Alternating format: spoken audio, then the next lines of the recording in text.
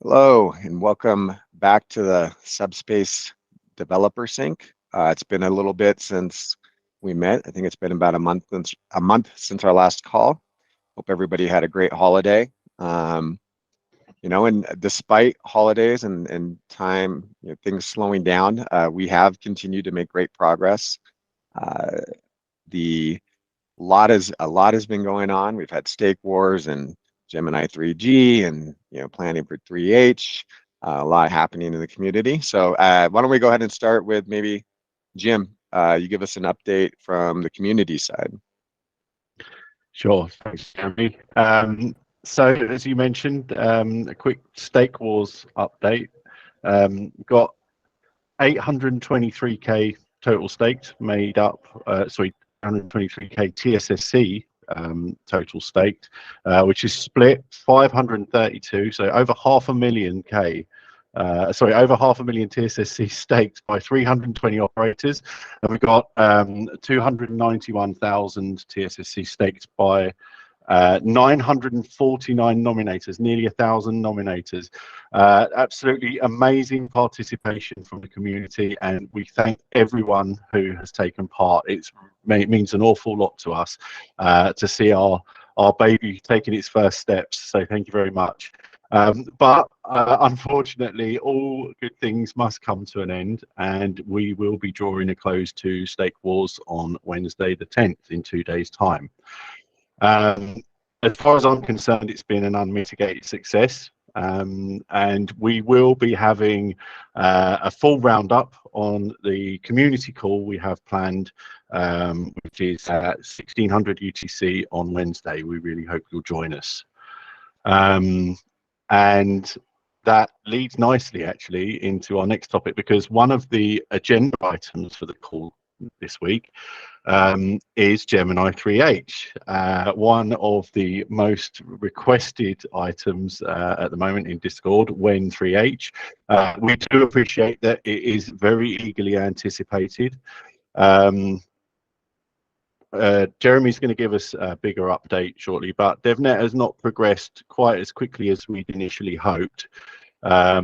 And there will be an exciting and novel network transition between 3G and 3H. I don't want to steal Jeremy's thunder or spoil the surprise for the call on Wednesday. But I do ask that you tune in on Wednesday to get the latest updates if that's something you're interested in. Another thing that's been hot in the community over the last couple of weeks, of course, is NUMA support. I think Nazar's probably going to give us a more technical update on that. But it has gone out and it is in the current builds across, I think it's on Space Acres, Pulsar, and Advanced CLI. I believe it's on all three. And Nazar's been collecting feedback and tweaking as appropriate. We do hope that you share your experiences with us. You can see that people are feeling for the edges of what's possible.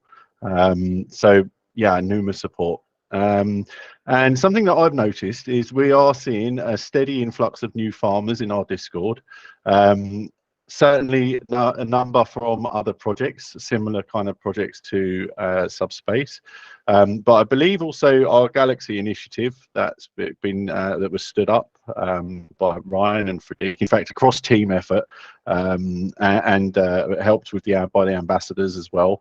I believe that Galaxy is driving more engagement, and of course Space Acres that Nazar's put together makes getting up and running easier than ever. And I think all these factors are kind of a perfect storm, and we're definitely seeing new faces constantly in the community.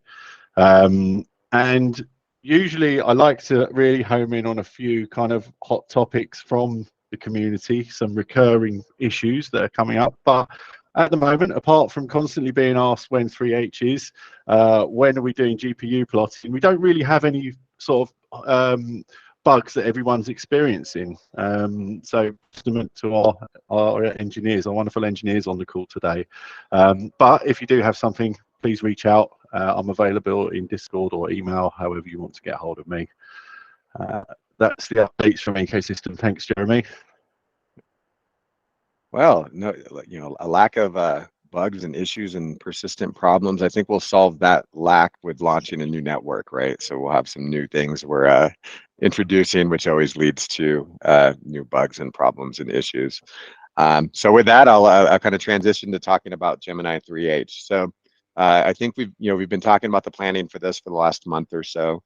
Like I mentioned it on the last call.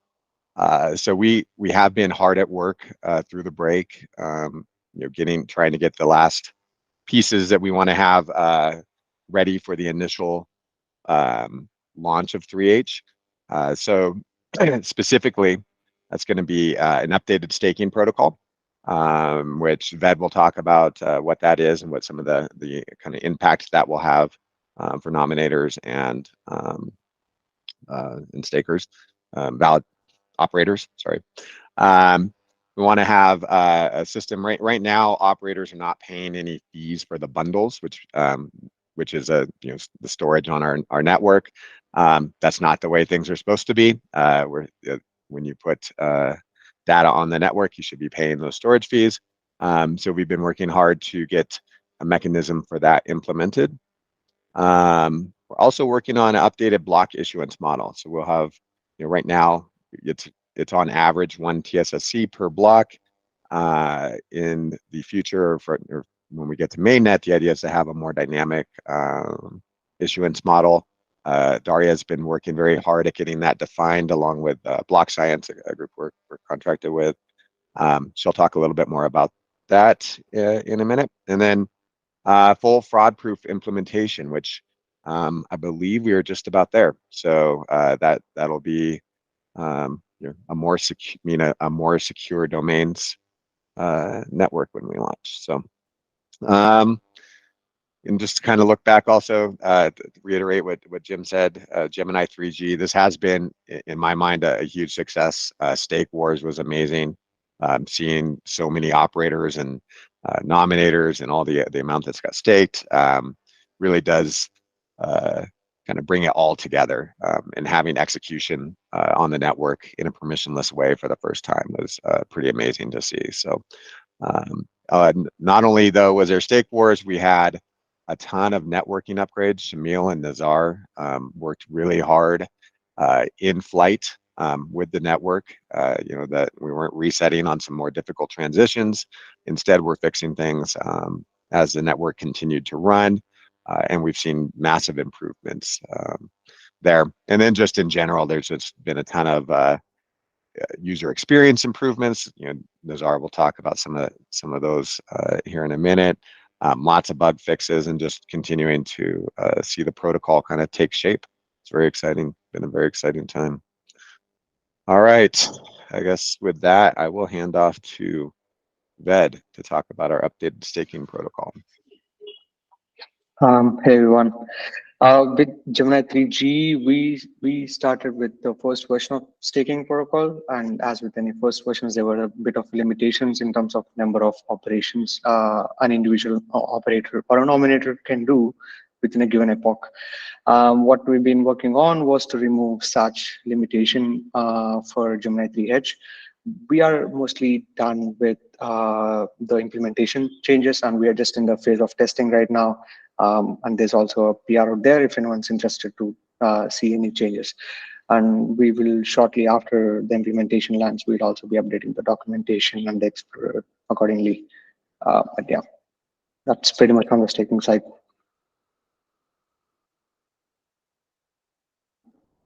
All right, well, that's been a good group effort in kind of brainstorming and defining ways we could improve kind of the efficiency of the staking protocol. So, and Ved getting that landed is pretty exciting. Nazar, another big thing that's been happening. A lot of the PRs have NUMA in the title at the moment. Do you want to talk about what you've been doing there? Yeah, it's usual. It's based on community feedback. People are trying to do things. They find what works, what doesn't, and we just try to make it better for people. The out of the box experience. Basically, most of us are running what is called the UMA system on our laptops and desktops, which stands for Uniform Memory Access.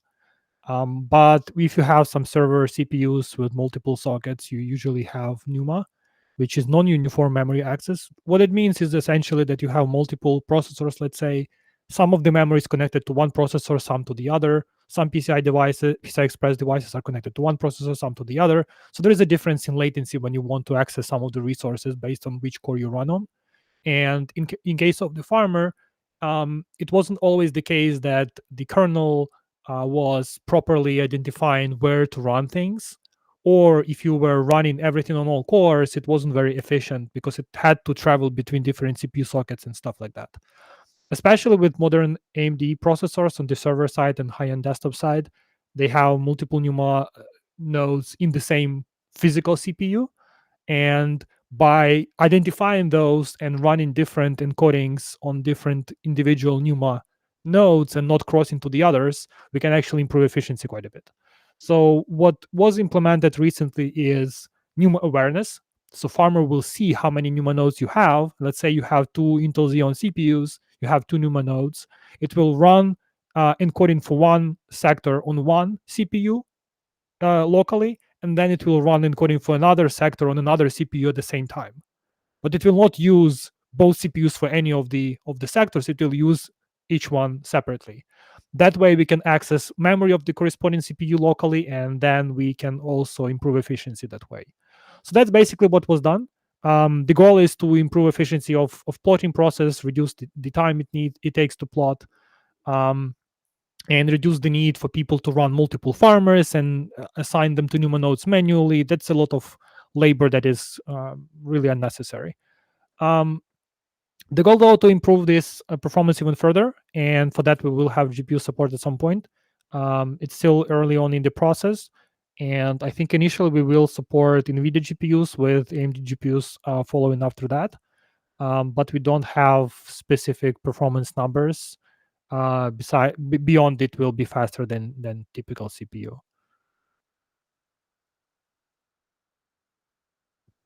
Great. All right, next, Daria, you want to talk about kind of where we are on issuance and fees and Yeah, we have been working for at least a couple of months now with a contractor called Block Science to help us define what should be the flow, the issuance, the lifetime, and the general parameters of the Subspace token prior to mainnet launch. And they have actually built a whole model. It can be found on GitHub about where everything goes, how would different actors behave, whether they are staking, whether they're not, whether they're farmers. All of that's cool. You can actually download and play with it. But all of that was to help us make informed decisions about how many SSC should be issued for every block, for how long should that happen? Should we have static issuance of just the same amount of SSC every block, or should we have some different things? What happens if we change certain parameters? So that's still very much in the works, and it's supposed to be also useful after mainnet launch, when we would like to maybe adjust some decisions or give out some alternative forms of rewards, let's say. But one thing that we have to do before launch is, of course, define what is the issuance of block rewards. So throughout the Gemini, it has been pretty static. It was been 0.1 TSSC for the block author and 0.1 TSSC for each vote casted on that block. However, one of the ideas that dates way back to the white paper was to have the issuance of the protocol be actually dependent on the utilization of the network. So the utilization of block space, by block space being, well, basically the biggest resource that we have in the network, the space, the storage, what are all the disks that people are pledging. So we are working on defining a function that basically would be like the less storage, the less space in the block is used, the more the reward the protocol is going to issue.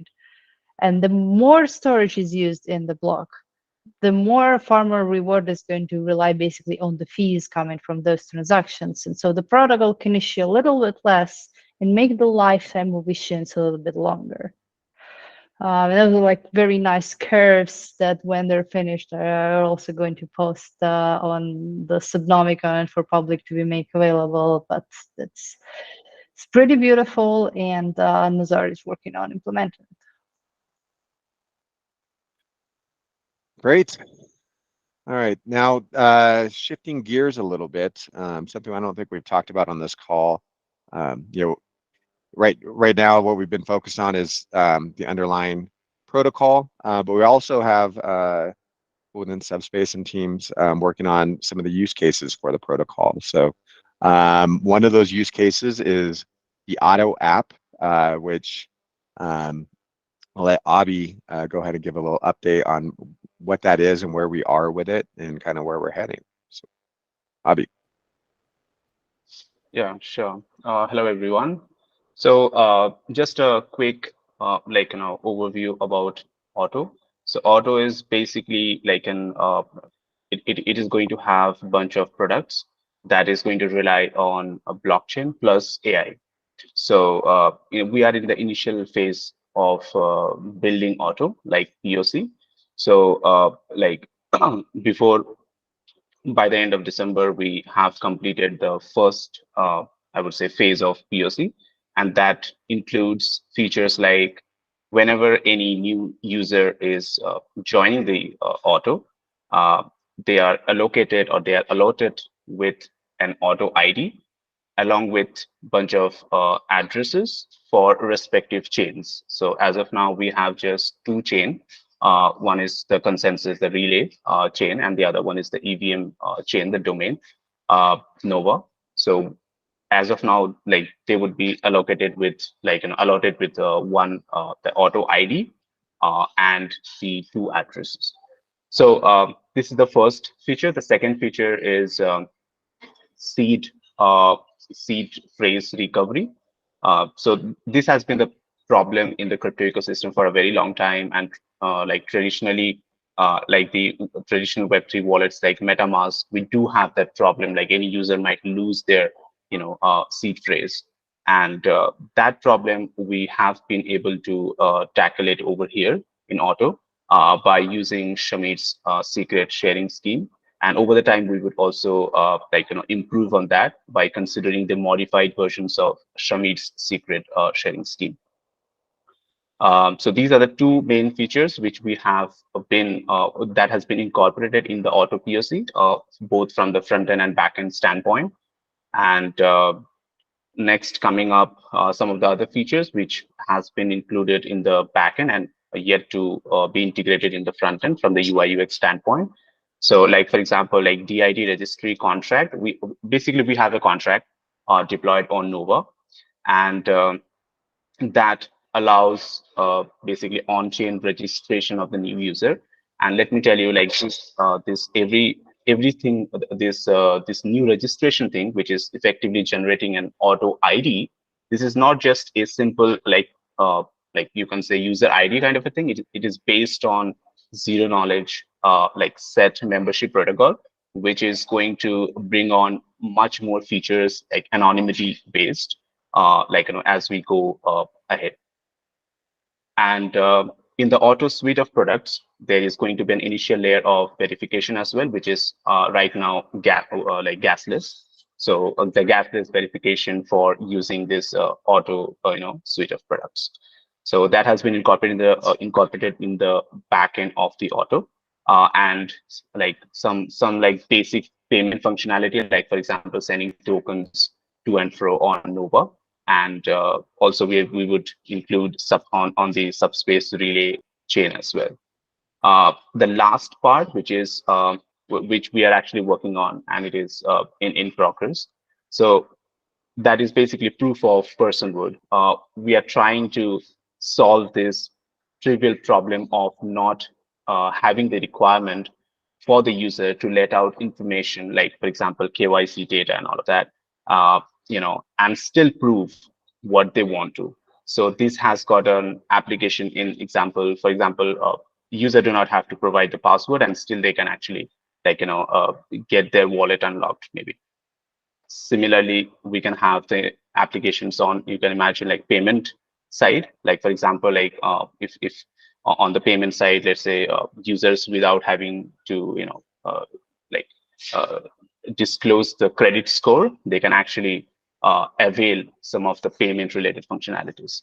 So yeah, I mean, this is the current topic which we are actually trying to incorporate. That's all about Auto so far. Great. Sounds like you guys have been making some pretty rapid progress over there. I know at the end of November, everything was kind of just in heads, and to see an app, kind of the POC come together so quickly was great. So, all right. Well, yes, I was going to comment on that as well. So, yeah, it's the consensus chain. So, not relay chain, but same idea. Okay. I think that is all that we have for today. We will see everyone back in 2 weeks. Thanks.